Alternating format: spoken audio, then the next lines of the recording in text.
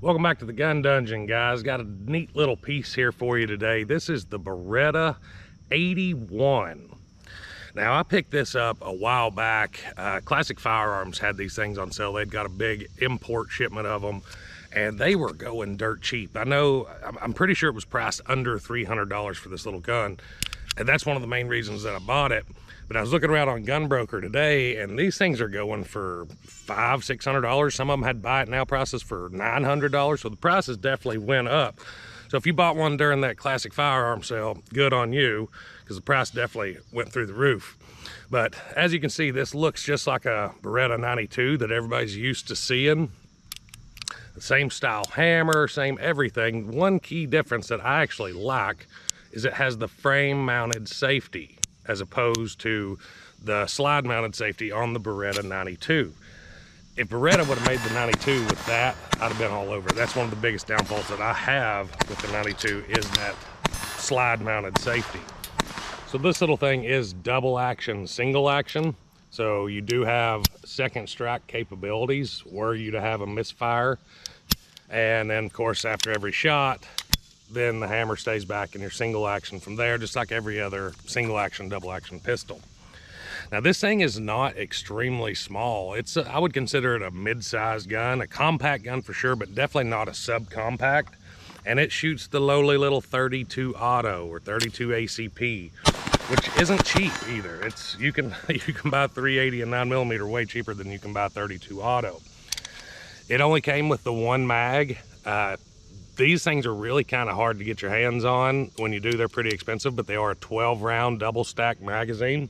So in this little package, you've got 12 rounds, 12+1 of 32 ACP. Now, it's a small cartridge for sure. If I was going to use it for defensive measures, I'd probably run full metal jackets, just because hollow points, if they do expand, they ain't going to have enough horsepower to get very deep. So I'd probably run full metal jackets in 32 if I was to carry it. That's just me personally, based on some of the things that I've seen and done. Malfunction. Fail to feed. But it being a 32, it's also a very smooth, flat shooter. It has virtually no recoil, being a gun this size, and I have big, meaty paws, so you can see it's a pretty good sized gun. Being this size and shooting that small of a round, it's really controllable.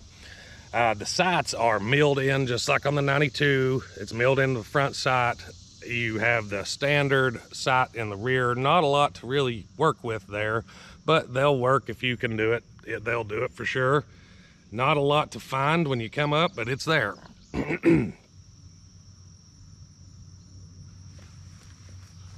Oh, hey guys, well, while you're here, go check out my new line of shirts. This is the Patriot line. I've got Gel Block Gym shirts, regular Gun Dungeon logo shirts, some cool stuff over there. Links in the description, check it out. Like I said, I like that frame mounted safety, and it is ambidextrous. You have a safety on both sides of the frame. The magazine release, standard US style here. I know Beretta had around a 92s where you had the hill clasp top, and then some had the button down here. That was more the European import guns, but this has got the standard mag release here. Pretty easy to get to. My large hands, most of them are. But yeah, this thing actually has a pretty good trigger on it, especially in single action. I'll let you go through it here. Not a lot of, all of your standard double action, single actions will have some take up here for the single action, and then that's it. So pretty nice trigger, fairly heavy double action trigger. So let's get the reset here. See if you can get the reset. There's your reset. Not super audible, but you can feel it. And there's your single action. So yeah, like I said, it shoots really well. I've had a few hang-ups. Mostly I'm going to attribute to the magazine, because it's always been the last round in the magazine. I would say this spring's probably getting a bit weak. So any issue that I have has always been last round, failure to feed, and I actually got it on camera there earlier, so hopefully you've already seen it. But I think I'm going to throw 5 rounds in this jewel, and let's see if we can smack that gong with it a little bit. All right, got 5 rounds loaded up here. I've never tried this with this gun, so I have no idea where it's hitting up there. Hopefully I can see and make adjustments.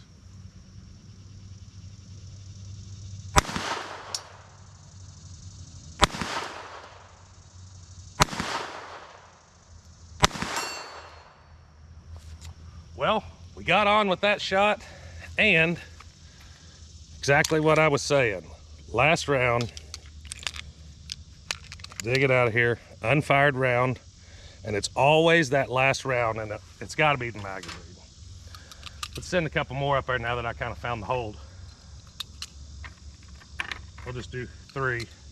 Maybe we'll get that same failure.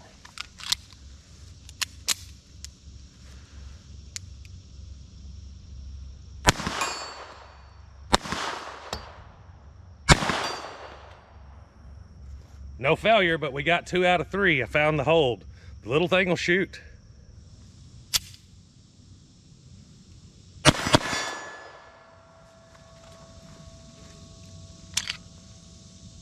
Last round failure again. Every time, it's always the magazine.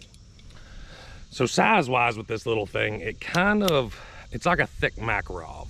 If you've handled a Makarov, you'll know basically the size of that. This is a little bit larger just because it's a double stack, a little fatter grip. Something that it also has in comparison with the Makarov is some of that like purplish European bluing that you get on some of the controls here. The takedown lever here definitely has that. You can see it on this side as well. So that's pretty cool. But yeah, this is more or less just a cool little piece of history, guys. It's not something that I would probably use as my first choice in self-defense. It could do it. I would want a new magazine that I tried and made sure run good out of this one. Unfortunately, this is the only mag I've got with this one. So, but I mean, you could use it in self-defense if you wanted to.